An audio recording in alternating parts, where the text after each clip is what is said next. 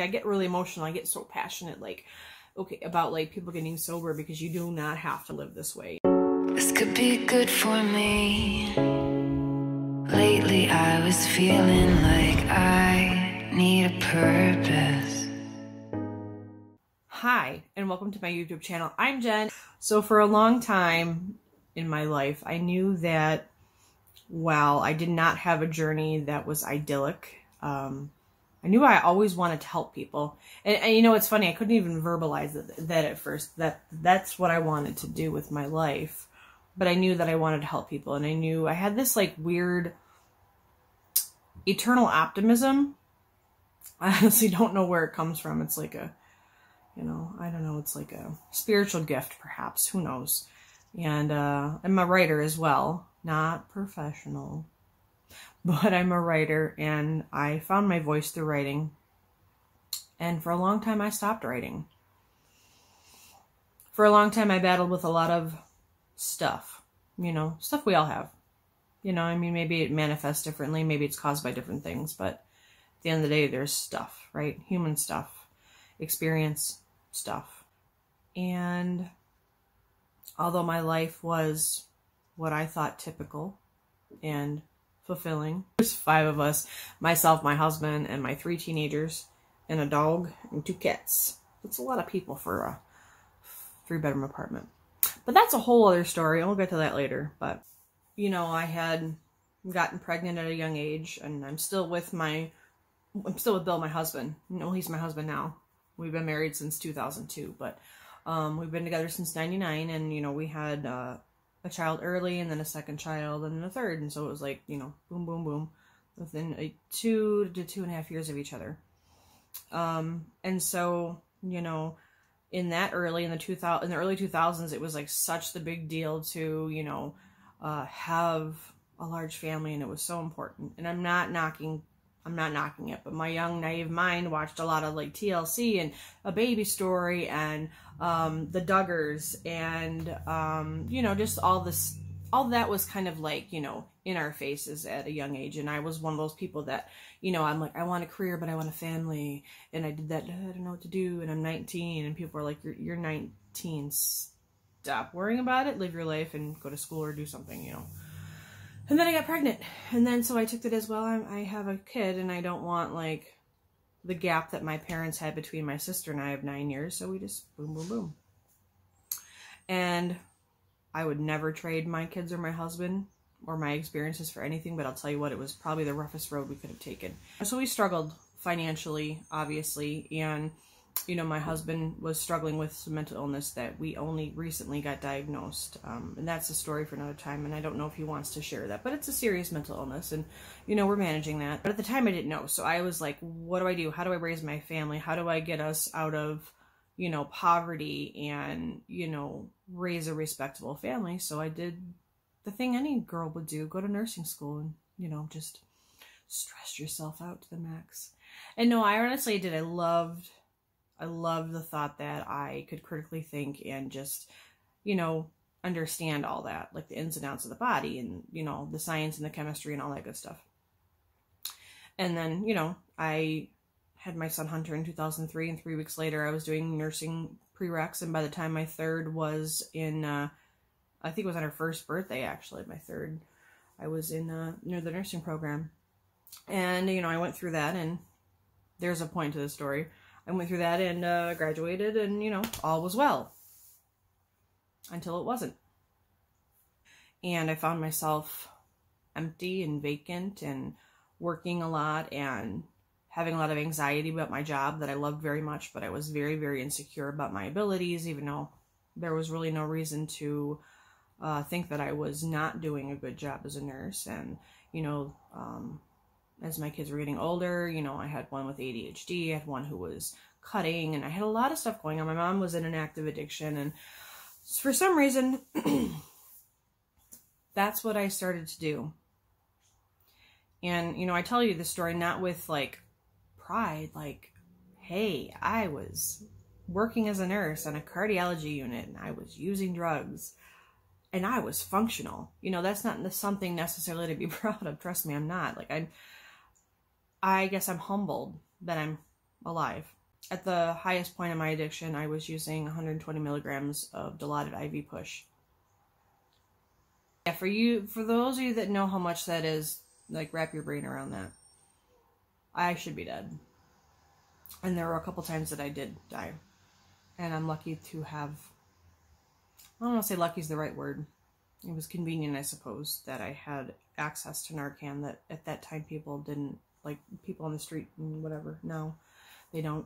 Even so, I remember a point where I was driving home and I got really sick and I pulled over and it sounds so much like one of those like Lifetime movie, like Hallmark dreams, you know, like I pulled over and I passed out in a cornfield. But that's like what happened, and I had no reason to survive that day, and yet I did.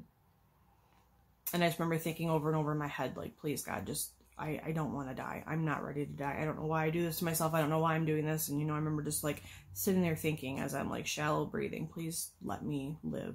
And I woke up.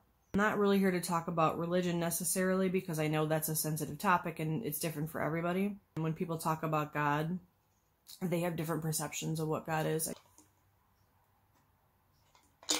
Anyway, maybe I didn't have a full grasp of, you know, what God was or who he was or whatever.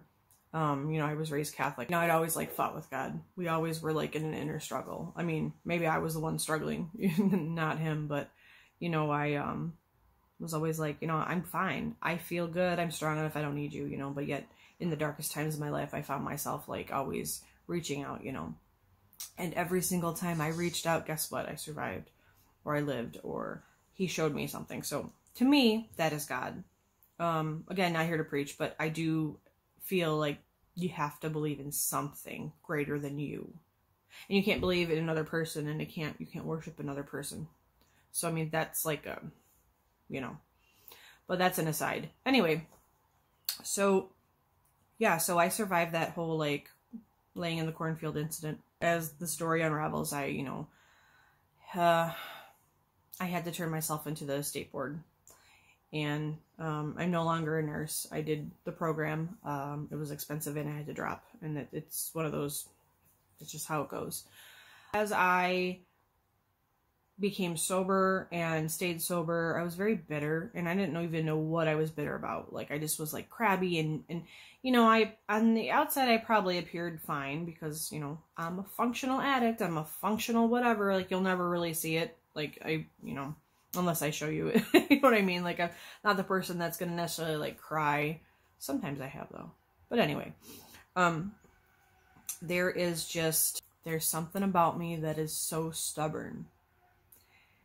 And I just think it's hilarious because, like, I consider myself very, like, you know, I'm the kind of person that will view everything from all sides. And that's just kind of how I've always lived my life, especially since I became a nurse. And you know, you have to see things from a different point of view, not just yours and not just your experiences. You have to be able to really, like, kind of dig into what someone else's perspective could be. So I'm very, very good at doing that. But also, that being said, it's like you carry like a weight with you. And I think a lot of people are like that. I think most people are. I think there's varying degrees. And I think that's something in my sobriety that I had to learn to hone. Because I don't think that's something you can ever get rid of. Because like I was saying earlier, I've always wanted to just help. And I, you know, would pray or think, whatever you want to call it. I call it praying. But I would sit there and say, like, you know, I just want to help people, this and that. I just want to, you know, and I think the whole addiction thing for me was like, well, you have to help yourself first before you can help anybody else, you know. And, you know, it's like, okay, that makes sense. So I survived addiction. A few years after, like 2 years into my sobriety, my mom passed away from an overdose. And this is why you'll see I'm a huge advocate for Narcan, you know. If it were available at her ready, she might be alive today and be sober. Who knows? We don't know. But I'm a huge advocate for it. So I survived addiction. My mom passed. And, you know, I threw myself into work because, you know, as some of you may know or may not know, you know, after you lose your nursing license, it's kind of shameful. I mean, it's better now, but 8 years ago, we weren't, you know, what's the word I'm looking for? We didn't really, it's very much stigmatized. But I will tell you this, my addictionologist at the time, and that was in 2013, said, you know, we see about 20% of nurses that are addicted. He said in reality, it's more like 30 to 40%. And so why it's shameful, I get the fact that it's, you know, not the right thing to do, but if we stop talking about it or we don't talk about it at all, there's like no healing that's going to happen. And that's kind of like what the premise for all of this is. It's like, I think that no matter what traumas we've been through, we really, really need to come together as a community and talk about them, you know. And I've gotten in some hefty arguments on Facebook. So cliche, right? But I've gotten into some hefty arguments about that. People are like, don't post that stuff, that's personal, this and that. And I understand, like, if you don't want to post stuff on your Facebook that's personal, that's fine. And I'm not going to show you like the hugely raw emotional details all the time, you know. But I think it's important to be real, because we have gotten to this place in our lives where, you know, even now, I talk to people who say, oh, everyone's got these great lives and this and that. And I'm like, that's a facade. You know, if you're seeing photos of somebody smile, like I could, you know, look at my Facebook right now, you'll see like, people are like, oh my God, I love your hair. I'm like, it's a wig. Because I was having fun and playing, right? But the point is, you can do a lot of, I'm sorry, my nose is really runny. You can do a lot of smoke and mirrors with Facebook. So like, you cannot, and I did this all the time. You can't look at Facebook and go, oh, their lives are so much better than mine, because it's a photo. It's a photo, it's a post, it's words, you can edit it, smoke and mirrors, right? Okay. I was working my butt off, you know. I was sober, but I was dry sober. Dry sober means like you're not putting chemicals in your body, but you're not filling up your soul. No chemicals, but no soul. Like, that's so important. You got to fill your soul with something, you know. It doesn't have to be AA or NA. There's thousands of different types of groups now, so like check that out. You know, this is not your mom's recovery. Hey, that's a good name. Anyway, I get sidetracked a lot. There's gonna be a lot of editing in this video, and that's okay. So I was working a lot, you know, dry sober, just really like put myself into work, became a workaholic. And you know, what's funny is I was working 3 jobs and they weren't even worth my time, you know, waitressing, doing like an MLM thing. MLM. Yeah. No good. And I remember, again, this is another God story. I remember sitting in my bathroom. Actually, I was standing in my bathroom and just like looking at myself in the mirror like you do, crying. And I get down on my knees and I'm like silently sobbing because I don't want everyone to hear me in the house. But I'm just like, can you, God, please show me meaning, because I need some meaning in my life. Like I need to know that I have a purpose, because I don't see it. And I just feel like I don't know what I'm doing here. You know, and that's what's interesting about people who have the optimism like I have. We also have a really nasty, like, depressive side. And it's not bipolar. Trust me, I've been through a lot of therapy. It's not bipolar. I said that prayer. And then 2 days later, I was diagnosed with cancer. Yeah. And you know what, the first thing that came through my mind as I sat there getting prepped for surgery, because I had a large ovarian mass, even though it was a stage 1, it was blocking a lot of stuff. And I said, oh, clever. You answered my prayer. And a lot of people go, what do you mean God answers your prayer by giving you cancer? And it sounds ridiculous. I'm going to explain my thought process. I was working all the time, and the family was in chaos, and we were all unhappy, and life was ridiculous, and I didn't know how to fix it, and I just felt I didn't know. Like, I just didn't know, and I needed to find purpose. Sitting in the hospital bed, getting prepped for surgery, and I thanked God. I said, thank you for this time. Like, this is really going to show me, like, what is important, right? if I survive cancer, if I survive whatever the next steps are going to be, I know I'm here for a reason. I may not know what that reason is, but I'm here for a reason, right? So I had the surgery, you know, it was an open abdominal midline surgery. It went really well. The scar looks great now. But it went well, you know, and as I come home and the kids are off at school and my husband goes to work and the dog and I were just kind of chilling together, you know, when I had, you know, this bottle of pills sitting here, you know, my fake bottle here.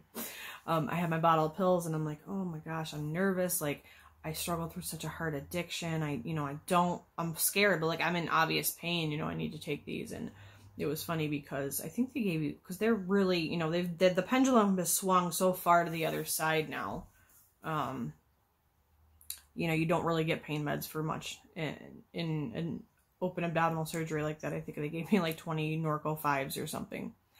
And I used them wisely. Like, I even at points would cut them in half because I just wanted to not have pain. I didn't want to get high because I was high on life. Oh, I know, so cliched. And so, as somebody on Facebook once said to me, you're an effing simpleton. Maybe so. Maybe I am a simpleton.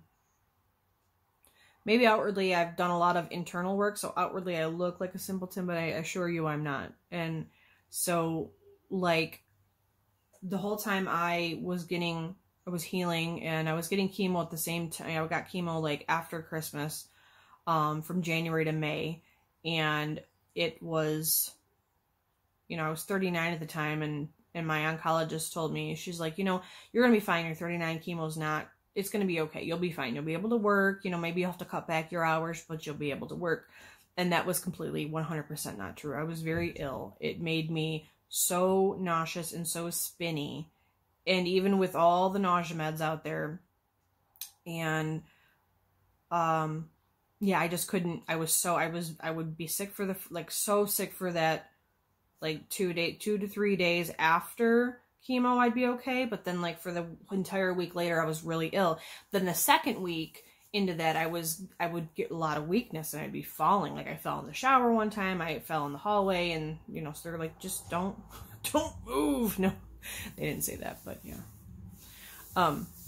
And then by the third week, I was doing chemo again because it was every 3 weeks. So that was a lot of fun. I had a chance to, for the first time since before I had kids, to just kind of sit and not do nothing, but kind of rediscover who I was, because I'd lost who I was. You know, I'd lost both my parents by this point. I'd lost a lot of, I just felt very alone, but it was needed, you know, to kind of dig through and find out who I was. And so, you know, and at this time, and I wasn't working, you know, I didn't have benefits of any kind. So it was like going from, you know, 2 incomes to 0. And, you know, both of our incomes combined were not huge to begin with. So it was a huge struggle, you know. And we did put out like a GoFundMe, and we had like a, you know, like a spaghetti dinner type thing. And, you know, it's just funny because people that I didn't know at all came out of the woodwork to help me. Like, just whether they brought me food or they would come and sit with me and pray with me, or just I cannot explain it, because I was in my eyes, I was such an awful person. I mean, in my addiction, at least, you know, I felt like such an awful human being. I didn't deserve it. I did not deserve any of the goodness. Like, in my mind, I deserved all the bad stuff, you know.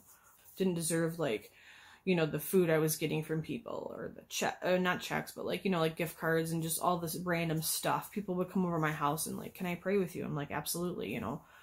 And that just like changes you. You know, as a child growing up with that sort of like feeling of love and wanting to give, and then it going away when I got older because I just felt like there was nothing in this world that was for me or whatever. I didn't fit into the world. To see something like that is eye-opening and life-changing. And to me, that is my miracle. And I think that if I hadn't like looked at it from that perspective, I think I would have lost the opportunity to have the heart that I do today. And miracles don't have to be like insanity. You know what I mean? Like, they don't have to be this like, you know, this is my miracle. And I said, okay, so let me go back here. My husband and I shared one minivan that was like so super duper old. It was rusted. It literally got the windows knocked the side, like on the side, I think it was the passenger side, had like the windows knocked out. We had it like, you know, we had it like taped up, you know, and plastic and tape and all that, you know, and that's what we were driving to chemo. And it was dead of winter and it was freezing, but you know what? It didn't have heat, but it, you know, it got us where we needed to go, right? And somebody came and literally bought us a car, you know, and like that just blows your mind. Like, people are just like freaking amazing, right? And I kept telling people, I'm never going to be able to pay this back. I'm never going to be able to give back the way that I have been given. And a very, very, very smart person in my life said to me, well, so maybe you can't give money, but you can give time and you can give your love. That's the key, right? Some people have money to give, and some have time, and some have love, or whatever. We all have something to give though, right? And that's really what got me. And I said to myself, if I beat this thing, I've got to do something different. So in May of 2018, on Mother's Day, through my online chart, my results for my MRI came through as NED. And for those of you who don't know, that is a cancer acronym meaning no evidence of disease. And it's a very, very joyous feeling, meaning they can't find any evidence of disease or cancer in your body. So, you know, and since then, I took a couple odd jobs after that, but since then I've been working as a peer recovery coach, and I help people find their own pathway to sobriety. And I literally have the best job in the world. I'm able to take care of my family and take care of people, and my heart is full. Yeah, it gets stressful sometimes, and yeah, I need some extra days of self-care, but my life is meaning. And, you know, I went through, like, even a few weeks ago, I went through this weird depression thing, and I think it's COVID. I think it's just you know, who knows? I don't know. But the one thing I do identify with is that, you know, I'm not addicted to anything like anymore. I still struggle with food, and that's like kind of like the segue here. So I get to this point in my life where I'm so happy, and I so like just love, I just see like opportunities for people, and I just like look at humans in a different way, and I get really emotional. I get so passionate, like, okay, about like people getting sober, because you do not have to live this way. And maybe, you know, like, we are not in the age of your mom's sobriety anymore, where you have to keep your mouth shut and you have to go to your AA meeting and listen to everybody like tell their war stories. It's not like that. Addiction recovery is very interactive now. You know, it's not a spectator sport. You have to get involved, and there's a huge sober community out there for you, wherever you live. You just got to find it. Sometimes it's not as like out there as you might expect, but it's there. I'm telling you, it is. And I think people appreciate honesty. In a world where everything is smoke and mirrors, people really appreciate humanness. As much as I love to wear wigs and wear makeup, I really do appreciate, you know, just a raw human being. You know, just my favorite times at work are when we're just sitting there all talking about just our stuff. And that's the beauty of what I do for a living. I feel like I'm trying to sell you my job, like, come work with me. But no, it's not even that. Like, I feel like I want to be able to give, I want everybody to have what I have, you know. I want everybody to be able to like be connected to their coworkers, you know, and to be able to talk about the real stuff. And, you know, of course we like poke fun at each other, but we get it. Like, we get it. Like, I work and it's interesting in this political storm and all the COVID, all the stuff that's going on, right? Like, people are so scared, and there's just, it's a lot of uncertainty, and of course, rightly so. But it's funny for us, for those of us in the recovery community, it's like, well, we've been through worse. And I am not saying that to like laugh at somebody or, you know, make fun of you at all for feeling the way you feel. Okay. The way we think and perceive the world is very much attributed to how our life experiences. So I am in no way like saying that. I guess it's ironic to me that this isn't the worst thing I've been through. Scary? Yeah, of course. Use your precautions, be safe, obviously. But I'm like, we're going to get through this. We're going to be okay. We are. We'll be okay. I don't think I would have that sense of calm within me if I didn't have the people around me that I have. And I want everyone to have that, I think a lot of the anger that we see nowadays is fear, and I've almost got stuck in it a few times with certain Facebook posts and whatnot. I try to keep it optimistic though, but there's been some posts where, I want to like fight, not really fight, more like, try to call out the person who's like just being really rude to people, saying, well, why are you like, whatever, like just taking the one-sided approach. Like, I get it. Like, I may not understand everyone's side, like I work with a lot of people who have opposing opinions, but we respect each other as humans, right? We realize again that our experiences and our lifestyles shape our beliefs. And I have been very much at times antagonized for my beliefs, which in the area I live are kind of opposite to the norm in this area. And that's okay. I just wish people could see that there's more than one way, There is a way to be polite about your beliefs and be polite about others. Like, it, just because somebody sees something one way doesn't make them stupid or, make them in la la land, or I don't know. Like, I don't want to get off topic, We need to be nicer to ourselves and kinder. We need to understand that just because we have had it one way doesn't mean another person has it another way. We need to stop making comments like that certain people are lazy and that certain people pay too much taxes or not enough. I mean, like, I could go on, but my point is that if you haven't walked in those shoes, stop trying to give advice to people whose shoes you haven't worn, okay? Like, that, I guess that's the point. Stop giving advice to people whose shoes you haven't worn. Just listen to their story and be compassionate. That's all you gotta do. You may not agree, even after you hear their story, but be compassionate because that's how they feel. That's what they're experiencing. And I know it's hard because maybe that other person will come back at you and also be, verbally combative or, be defensive. But you know what? A lot of people are defensive. And, I think we need to learn to communicate better. Maybe we should work on that when all this is done. But if you have nothing nice to say, just don't say anything. Listen, just listen.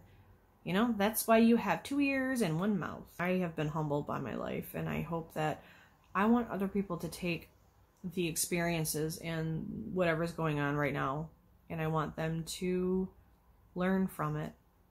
Because the reality is the only person you can change is you. You cannot change anybody else. You just can't. And that is evidenced by what you see on social media as well.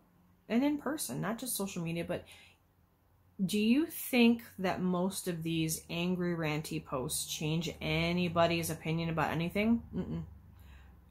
Nope. But I tell you what, you go grab somebody who has a differing opinion and take them out for a cup of coffee. Oh, a to-go cup of coffee. Because I know somebody's going to be like, well, our governor, we can't. I understand. Fine. We're not arguing about politics. Stop by Starbucks or Tim Hortons or Big B or whatever place you like to have coffee, right? Grab it to go. Sit in your car. It's January and it's like 50 degrees outside. Go sit outside and talk, Grab somebody with an opposing viewpoint, or maybe somebody you kind of know, maybe a friend. Grab coffee, sit down and talk with them. Listen to what they say. Feel why they say what they say. It might change you. I think it will. Because like part of my job, You know, as a peer recovery coach, that's what I do. Like, I have to listen to what's going on in their life. Like, why, how did they get to this point? Like, what is their perception? Like, how did they grow up? What is their perception of, like, what have they been living? What are they doing for a living? You know, the environment that you're in, you kind of gives you tunnel vision a lot of times, and you only see what's around you. You know, so I see people that have generational addiction, like living in a house as a grown adult with generations. Like, so somebody my age, let's say 40, you know, I'm a little older than 40, but let's say 40, and they're living with their parents, and they're living with maybe their, like, teenage kids, like older, you know, 18, 19, who are all, like, doing drugs together. And not necessarily the light ones. I don't even know what the light ones are, but, you know, I'm talking, like, you know, hardcore drug use. And that's all they know, so they think this is what life is like. So if you look at somebody from that perception, I think you might realize that, you know, you might think of things differently than you do now if you were in that situation. So be kind and understanding to yourself as well. Sometimes we lash out and we say things we don't mean. That's okay. That's okay. Just be mindful of that, and, you know, forgive yourself. And listen, guys, keep moving forward. I am not sure what this channel is going to become. I have wanted to do a channel about, you know, addiction recovery from substance use disorder. We will see what happens, but thank you for tuning in. And if you want to hear more of my ranting, hit that subscribe button. Thanks for watching.